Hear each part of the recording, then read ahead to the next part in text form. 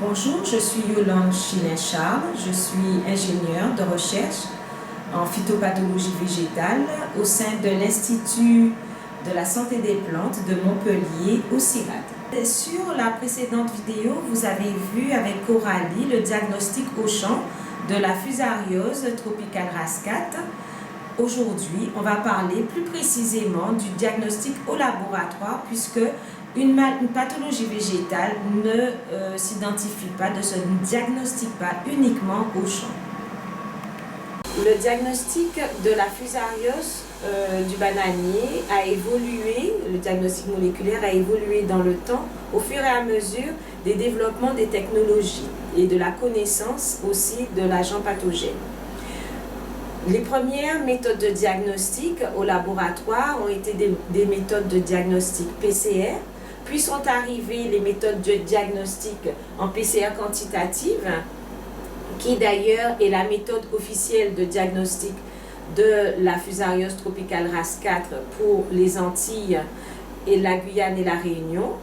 Puis sont arrivées depuis les années 2000, je dirais 2010, une nouvelle méthode de diagnostic beaucoup plus simple, je dirais, et moins coûteuse, et surtout exportable au champ.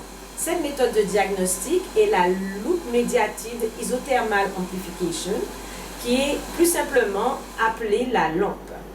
Donc cette méthode de diagnostic utilise un appareillage très petit, qui est un tout petit automate qui peut être utilisable au champ, aussi bien au champ qu'au laboratoire. Ben, nous revoilà au champ, donc avec notre petite automate, voilà, notre Génie 3, qu'on va utiliser pour révéler en fait la présence de Phoctea 4. Donc la première étape du diagnostic au champ, c'est prélever l'échantillon et extraire l'ADN. Donc simplement avec une méthode qui ne nécessite pas en fait d'appareillage, c'est juste un tube avec une bille. L'échantillon de pseudotron est à l'intérieur. Donc on agite vigoureusement pour bien écraser l'échantillon. En fait là on fait la partie extraction de l'ADN. Ensuite, une fois que ce sera extrait, on va prélever un peu de cet échantillon. On va prélever un peu.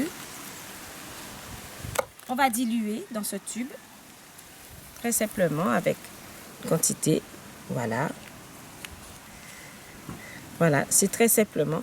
Et là, notre ADN est déjà, on a déjà la lise. Donc ensuite, on va donc faire la dernière étape, qui est l'étape d'amplification de l'ADN et donc de révéler la présence du champignon avec notre Génie 2. Donc, à partir de cet ADN qu'on a, on va préparer, on va transférer dans les microtubes avec les réactifs pour révéler les amorces, pour révéler la présence du champignon. Et une fois que ce sera prêt, on met dans notre Génie 2 et on lance la réaction tout simplement. Et dans une demi-heure, on verra le résultat de l'amplification de la présence ou de l'absence du champignon.